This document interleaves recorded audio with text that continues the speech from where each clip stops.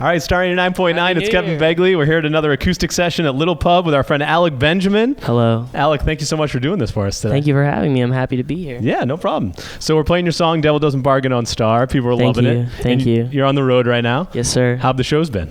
They've been great. Last night we had some lightning, so we had to stop early, unfortunately. So that storm, rolled through here. But I think even though that happened, it was still a great show, and the shows have been awesome, and it feels nice to be out on the road and like to be doing things like this again. And sort of like, you know, doing it like I used to do it, which is just tour and, you know, get to meet cool people like you and play my music. So and getting back in front of your fans live. Yeah, I'm happy to have the opportunity. Yeah, that's great.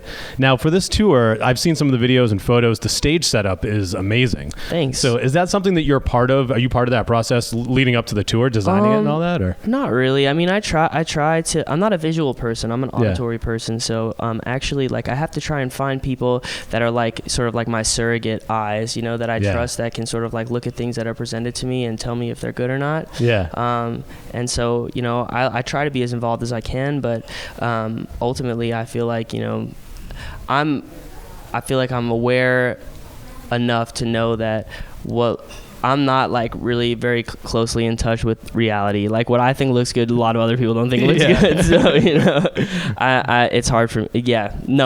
That's the answer. Yeah. Well, it looks awesome. So that's thanks. great. And I'm sure your fans love it too. And, you know, you've developed such a following on TikTok and YouTube and Instagram. And what I've noticed with a lot of these newer artists, you know, like yourself or like anybody else, that my phone is ringing. Yeah, no, it's fine. This is part of like what I'm talking about. So I feel like you share so much, you know, with your followers that it's almost like you're writing songs through your TikTok page, you know what I mean? So you come up with ideas, your followers have input. Do you sort of feel that a little bit? Well, I feel like what I do is that, like, for me, like, making TikToks and stuff is not like, it's not like the medium I feel most comfortable creating art in, you know? So I feel like my job is to get my music in front of as many people as I can in hopes that they'll make a creative TikTok to it. True. And then I just wait for something like that to happen. So, that's is there any that stand out to you that you've seen over the years? Well, there's one that's happening right now that's kind of cool. It's like a little trend that like is like I don't know how to explain it, but it's cool. Nice. Yeah. There are some that stand out to me, but I've been like, I was on TikTok before it was TikTok. It was Musical.ly for a while, and then I was like trying to push my songs on there as well, and I just like hit up influencers and be like, yo, will you use my song, you know? And I try not to dictate to them like how to use it, because I have no authority to do that, also because I also don't know what the best use for the song is, you know? I don't like hear it and immediately think like, oh, this would be like a great TikTok, you know? So, But I feel like when you duet a fan or a follower and you like use their video, that's almost like when people used to wait outside for tour buses to meet the artist. Like they see that their favorite artist did a duet and they probably lose their minds. You know what? I'm not sure, but maybe. Maybe. I feel like they're really into it. One time I caught a pair of socks at an 18s concert. Oh, that's neat. That was cool. Yeah. So if it feels anything like that, then it must be really cool. Yeah. So you're on tour right now. What's next after this? Are you going to go back to writing some more songs? I'll probably keep touring, and then I'll write some more songs, and then, you know, like rinse and repeat. It's kind of just the same thing. You know? Right. It's a little bit like Groundhog Day, but I'm okay with that. I like it. Yeah. So I always end these interviews with 3 questions that have nothing to do with music. Okay. So here we go. Here's the first one. So I saw you had a fan with a sign. You posted on Instagram that they said they had a final the next day and that they were at your show anyway that night before. So if you had to take a final, what subject would you do the best in? That's a great question. Probably, I don't know.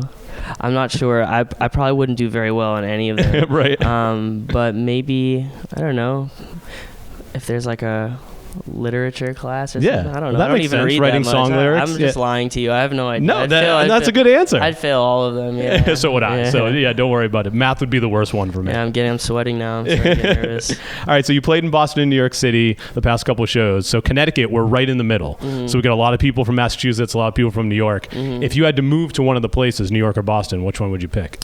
I've lived in New York, so I would move to Boston just because I've never had the opportunity new city? to live there. Yeah. And how was that show when you played there? It was great. Yeah, it was great. It's always good. I love playing in both places. Awesome. Yeah. All right, last question. What's one app on your phone that you'll never delete? One app on my phone that I'll never delete. I mean, that's such a good question. I mean, I probably won't delete Postmates. I order a lot of Postmates. Oh, yeah. But I also like don't want to endorse them because sometimes their service isn't very good. Right. But like I get hungry late at night and there's no other option. So I'm not suggesting people download it. That's a good one though, because that's sort of survival mode. You know, like if you need to order stuff. This is not an ad for Postmates. Right. Exactly. Yeah. So, I think some of their practices are reprehensible, but other than that, like if you're hungry late at night and there's no other option, I suppose it's a good idea. Yeah. There you go. All right. Awesome. Alec Benjamin, thanks so much for doing this for us. We're so excited for it. Just being honest. No, I like it. Yeah. Take that, Postmates.